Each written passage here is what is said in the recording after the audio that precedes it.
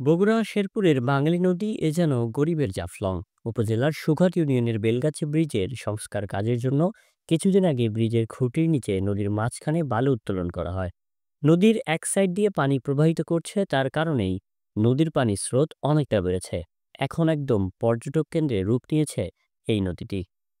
স্থানীয়রা জানান, 1 থেকে 1.5 মাস আগে ব্রিজ সংস্কার করার জন্য ব্রিজের নিচে বালু ও মাটি উত্তোলন করে ব্রিজ কর্তৃপক্ষ।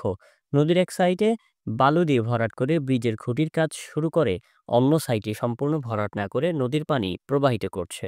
জায়গাটা অনেক সুন্দর দেখতে, এজন্য আজ পবিত্র ঈদুল ফিতর উপলক্ষে গ্রামগঞ্জে সেরকম পর্যটক কেন্দ্র নেই বললেই চলে।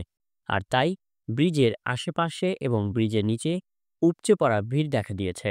শুধু আশেপাশের গ্রাম নয়, শহর থেকে অনেক লোকজন আসছেন এই বাঙালি নদীর বেলগাছি ব্রিজের নিচে গোসল করতে। নদীতে গোসল করতে এসে কেউ ছবি তুলতে ব্যস্ত, কেউ ভিডিও করতে ব্যস্ত, সবাই অনেক আনন্দে মেতে উঠেছেন। বাঙালি নদীর এই দৃশ্যটি দেখতে এসে দূর দূরান্তের মানুষ আনন্দে আত্মহারাও বলা চলে। কেউ বলছে এটা গরিবের জাফলং, আবার কেউ বলছে এটা গরিবের কক্সবাজার। আশপাশে পর্যটক কেন্দ্র না থাকলেও ব্রিজের নিচে পর্যটক কেন্দ্র তৈরি হয়ে আছে এই নদীতে।